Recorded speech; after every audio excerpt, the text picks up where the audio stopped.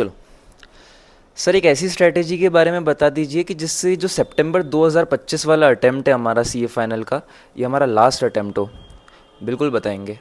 और मैं आपको एक चीज़ 100% कॉन्फिडेंस के साथ बोल सकता हूँ कि ये जो भी मैं पॉइंटर्स अभी आप लोगों को बताऊँगा ना, ये अगर आपने रिगरसली अगर इसको फॉलो कर लिया, आप स्टिक हो गए ना इन पे, तो आपको जब आप एग्ज़ाम दे के आओगे ना, आपको पीछे मुड़ के देखना नहीं पड़ेगा कि कैसा गया मेरा पेपर और क्या होगा। अच्छा ही होगा वो। तो सबसे पहले बात करते हैं अपन फाइनेंशियल रिपोर्टिंग, एफआर, जो अपना फर्स्ट सब्जेक्ट है।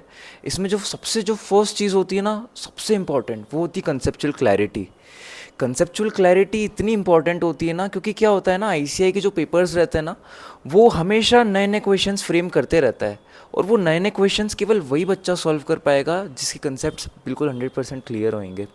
ठीक है। और इनफैक्ट मैं आपको एक और चीज़ बताना चाहूँगा कि जो भी एक डिफरेंशिएटिंग फैक्टर होता है ना, कोई भी प्रोफेशन में या कोई भी, जैसे फॉर एग्जांपल अगर अपन सीए की बात करें, तो एक नॉर्मल और एक अच्छे सीए जो एक कॉम्पिटिटिव एज होता है ना, वो कहीं ना कहीं कंसेप्चुअल क्लैरिटी के कारण ही आती है।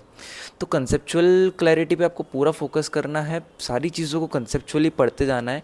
कोई चीज़ अगर किस तरीके से हो रही है, किसी का ट्रीटमेंट कैसा है, तो आपको लॉजिक तक जाना है कि ऐसा क्यों हो रहा है, तभी आप आगे बढ़ पाओगे।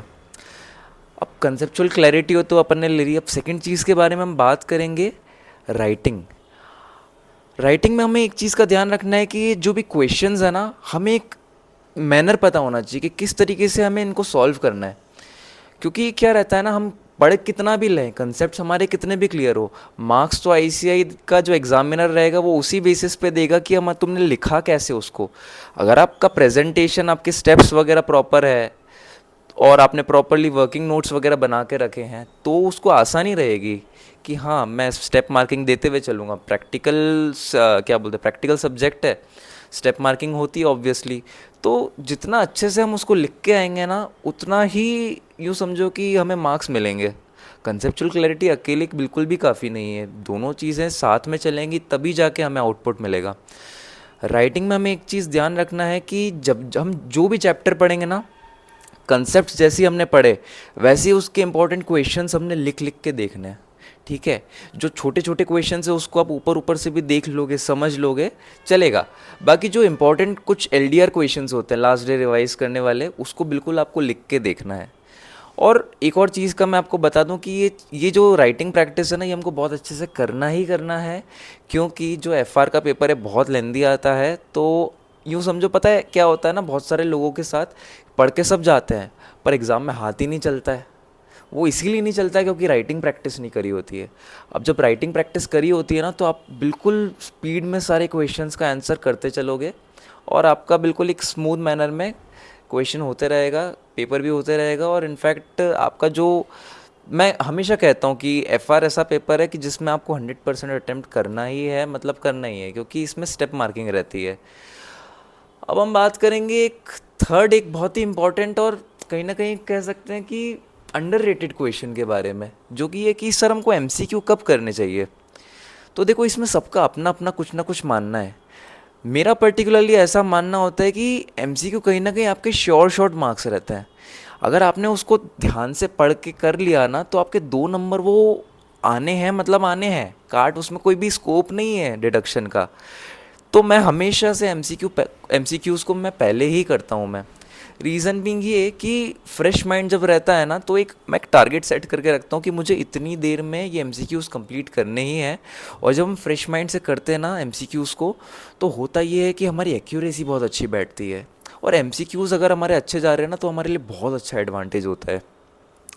एमसीक्यूज़ के लिए मैं ये कहूँगा कि आप जो पढ़ते हो ना कंसेप्ट्स और क्वेश्चंस, बस आप उस पर ही फोकस करो, उसी के बेसिस पे ही आपके एमसीक्यूज़ आते हैं। आपको कहीं अलग से इसको पढ़ने की ज़रूरत नहीं रहती है एमसीक्यूज़ को। तो एक, हाँ, एमसीक्यूज़ में आप लोग ये ध्यान रखना कि मतलब आपकी बाकी खुद की स्ट्रैटेजी है। बाकी मेरा जो पर्सनल ओपिनियन है ना, वो ये है कि आप एमसीक्यूज़ को पहले करा करो, एक टाइम सेट करके रखा करो, ताकि हम एक माइंड में भी एक हम रिलैक्स हो जाते हैं। जब हम अपने एमसीक्यूज़ कंप्लीट करते हैं और कहीं ना कहीं अच्छे से हो जाते हैं ना, एमसीक्यूज़ बन जाते हैं, तो हम फटाफट फिर हमारे पेपर पे स्विच कर लेते हैं। थर्ड, अब हम जब डिस्क्रिप्टिव पेपर पे आ चुके हैं, तो एक चीज़ हमेशा ध्यान रखना कि जो फर्स्ट क्वेश्चन है ना, वो आपको उलझाएगा। भले आपको कितने भी अच्छे तरीके से आता होगा वो, पर उसमें कोई ना कोई ऐसे एडजस्टमेंट्स नए इंक्लूडेड रहते हैं मतलब जनरली 110 या 103 एनडीएस का ही क्वेश्चन आता है, तो उसमें कोई ना कोई ऐसे एडिशनल एडजस्टमेंट आते ही हैं, और वो काफ़ी लेंदी क्वेश्चन रहता है जिसमें आप अपना टाइम वेस्ट यूँ समझो कि करोगे ही करोगे। तो उसमें, और अब वैसे भी स्लो स्लो लिखोगे, अपन लिखते हैं कोई भी पेपर तो शुरू शुरू में तो स्लो स्लो ही लिखते हैं। आपको ये चीज़ ध्यान रखनी है कि मैं जब पेपर स्टार्ट कर रहा हूँ, शुरू से लेकर एंड तक मेरे को एक जैसी ही स्पीड मेंटेन करके रखनी है, तभी जाके हमारा 100 मार्क्स का पेपर कंप्लीट होगा, वरना छूटेगा ही छूटेगा, क्योंकि एफआर बहुत लेंदी आता है। एमसीक्यूज़ के बारे में बात कर ली हमने, राइटिंग प्रैक्टिस के बारे में बात कर ली, कंसेप्चुअल क्लैरिटी के बारे में बात कर ली। अभी एक टॉपिक है इसमें कि थ्योरी क्वेश्चंस। थ्योरी क्वेश्चंस का क्या करें? तो देखो, थ्योरी में क्या है ना, कुछ हमारे चैप्टर्स है, जैसे एक अपना एथिक्स वाला चैप्टर है इसमें, ठीक है। एक है अपना क्लाउड कंप्यूटिंग वगैरह वाला जो चैप्टर है हमारा, ठीक है। तो और एक वो अपना कंसेप्चुअल फ्रेमवर्क वाला है। तो मैं ये कहूँगा कि थ्योरी आप भले लास्ट में भी पढ़ोगे ना, आपका पूरा सिलेबस करने के बाद, तो भी चलेगा, क्योंकि आपके पास एक तो ऑप्शन भी रहता है छोड़ने का, और एक क्वेश्चन वैसे भी ऑप्शन रहता है छोड़ने का, और आप वैसे भी ये जो थ्योरी है ना, ये लास्ट में ही पढ़ी जाती है, इतना कुछ ऐसा रहता नहीं है उसमें। कई बार क्या होता है ना, कुछ ऐसे टॉपिक रहते हैं कि जो कि थोड़ा सा हमारे सर के ऊपर से जाते हैं, तो क्या उनको छोड़ देना चाहिए? देखो, वैसे तो तुमको ट्राई करना चाहिए कि तुम उसको करो, पर ठीक है, क्योंकि हमें 120 नंबर का हमारा जो क्वेश्चन पेपर आता है उसमें एक ऑप्शन रहता है हमारे पास छोड़ने का।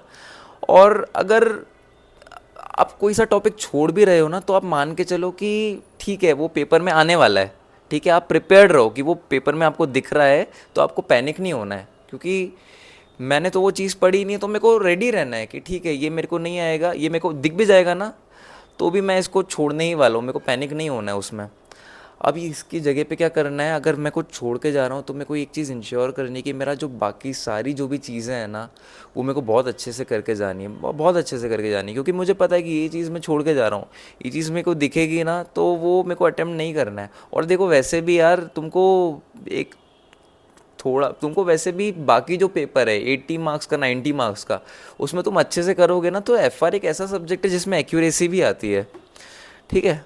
तो मेरे ख्याल से ये जो जितने भी पॉइंटर्स हैं ना, इनको मैं एक टाइम स्टैम्प में लगा के कर दूंगा, और अगर आपने इन चीज़ों को फॉलो कर लिया, तो मैं आपको 100% बोल रहा हूँ कि आप लोगों को पीछे मुड़ के देखना नहीं पड़ेगा। ये जो सितंबर 2025 वाला अटैम्प्ट है, ये आपका लास्ट अटैम्प्ट होगा, और आप बहुत अच्छे से कंफर्टेबली बिना किसी भी लोड के आप क्लियर कर लोगे, ठीक है। और मैं बाकी सब्जेक्ट्स के लिए भी जो भी स्ट्रैटेजी है, मैं उसका वीडियो ला रहा हूँ अभी बहुत ही जल्दी। तब तक के लिए ऑल द बेस्ट, आपकी तैयारी चलने दो, क्योंकि बहुत कम टाइम बचा है, ठीक है। Bye bye.